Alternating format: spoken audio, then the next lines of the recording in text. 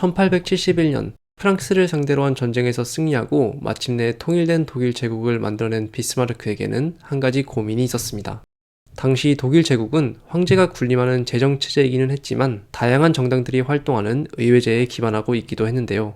민족자유당이나 진보당 같은 자유주의 계열의 정당도 있었고 독일 제국당 같은 보수주의 계열의 정당도 있었습니다. 한편 현재까지도 남아있는 독일 사회민주당은 이때까지는 큰 힘을 발휘하지 못하고 있었습니다. 그런데 이런 정당들이 보수나 진보, 계급과 같은 근대적 개념의 바탕에서 지지자들을 모은 것과는 달리 조금은 이질적인 성격을 가지고 있는 정당도 있었습니다. 바로 중앙당이었는데요. 중앙당은 특정한 계급적 이해관계에 기반해서 지지를 호소하는 것이 아니라 종교, 즉 가톨릭에 바탕한 정당이었습니다.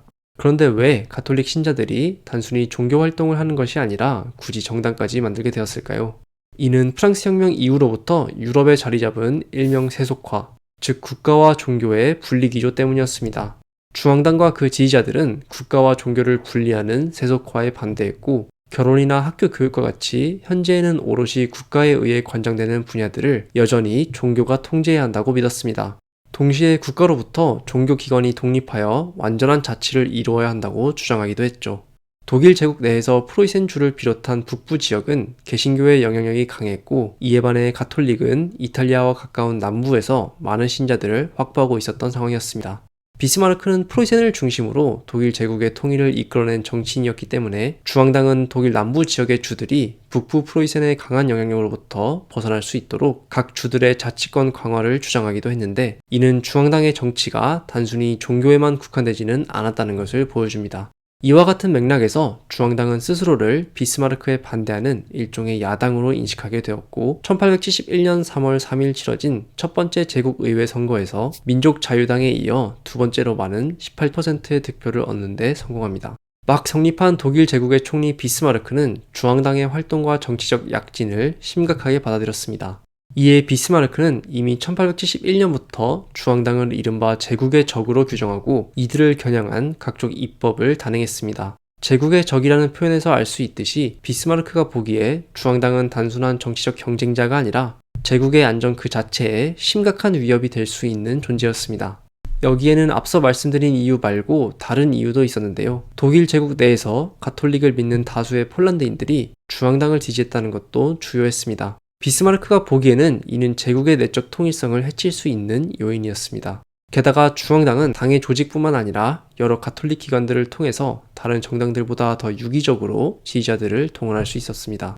비스마르크는 중앙당을 겨냥한 여러 가지 입법을 단행했는데 일부는 자신의 영향력이 더 강한 프로이센주 안에서만 그리고 또 다른 일부는 독일 제국 전체에서 시행되었습니다. 독일 제국 전체에서 시행된 대표적인 법으로는 설교조항, 예수회법, 세속결혼법 등을 꼽을 수 있습니다. 설교 조항의 경우 신부의 설교 내용이 공공의 평화를 해친다고 판단될 경우 해당 신부를 처벌할 수 있도록 한 조항입니다. 예수회법의 경우 예수의 조직이 독일 제국 영토 내에 지부를 설치하는 것을 금지했습니다. 세속결혼법은 이전까지 교회에 의해 주관된 결혼을 이후부터 국가가 주관하게 만든 법이었습니다. 이 이후로 국가에 신고되지 않은 결혼은 더 이상 유효하지 않게 되었습니다. 지금의 우리 눈에는 국가가 결혼을 관리하는 것이 당연해 보일 수 있어도 이때까지만 해도 이런 조치는 매우 파격적이고 급진적인 것이었습니다. 한편 프로이센주 안에서만 시행된 법들은 가톨릭에 대한 탄압의 정도도 더 심했고 법안의 수도 더 많았습니다.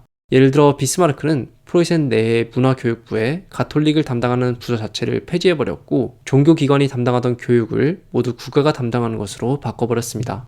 교육이 종교의 손을 떠나 오롯이 국가에 의해 관리된다는 생각 역시 당시로서는 파격적인 것이었습니다. 비스마르크는 1873년에는 한 걸음 더 나아가 국가가 신부의 교육과 임명을 주관하고 교회의 재산 역시 국가기관이 관리하도록 만들었습니다. 1875년에는 수도원법을 제정해 환자에 대한 의료행위를 담당하던 수도원을 제외한 모든 다른 수도원을 해체시켰습니다. 이러한 조치들의 결과 약 1800여 명의 신부들이 구금되었고 당시 돈으로 1600만 마르크의 교회 재산이 국가에 압류되었습니다. 그런데 비스마르크의 이러한 정치적 행위를 바라보던 로마의 교황청은 어떤 입장을 취했을까요? 당연히 강하게 반발했습니다.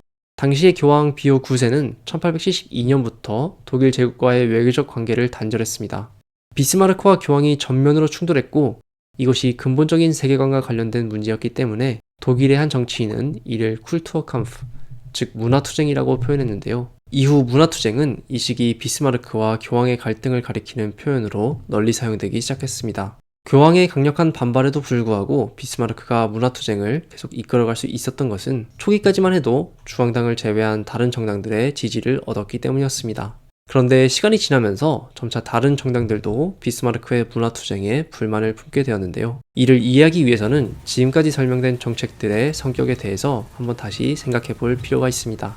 문화투쟁은 무엇보다도 세속화, 즉 이전까지 종교에 의해 관리되던 결혼, 교육, 행정제도 등을 국가에 의해 관리되는 것으로 바꾸는 성격을 가지고 있었습니다. 이는 프랑스 혁명에서 시작된 이후 유럽의 다른 국가들에서도 진행되던 추세였습니다. 세속화는 따라서 일종의 근대화의 과정으로 이해되었고, 따라서 자유주의 진영에서 지지를 받을 수 있었습니다. 그런데 문화투쟁은 다른 면에서 근대화에 반하는 특징도 가지고 있었습니다. 설교 조항이나 예수회법, 그리고 수도원법에서 알 수 있듯이 비스마르크는 문화투쟁을 통해서 자유로운 의견 표출을 제한했고 결사의 자유 역시 억압했습니다. 그리고 바로 문화투쟁의 이러한 모순적인 성격이 결과적으로 비스마르크의 발목을 잡았는데요. 자유주의 계열의 정당 중 진보당은 물론이고 비스마르크의 더 우호적이었던 민족자유당도 시간이 지나자 문화투쟁에 회의적인 반응을 보였습니다. 이는 문화투쟁이 표현과 결사의 자유를 억압하는 등 반동적 성격을 지니고 있었기 때문입니다.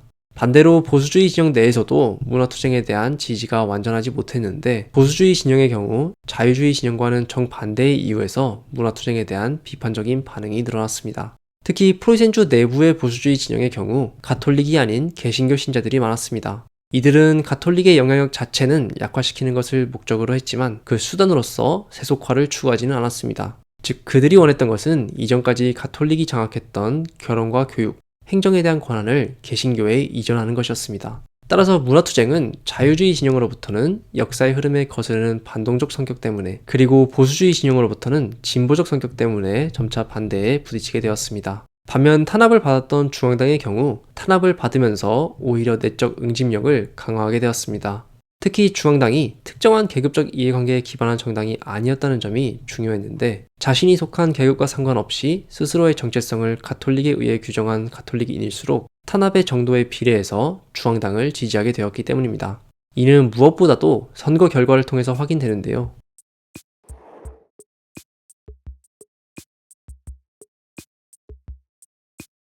당시 독일 제국에서 가톨릭 신자의 수가 30%를 조금 넘는 것으로 추정된다는 점을 고려한다면 이는 매우 놀라운 수치라고 할 수 있습니다.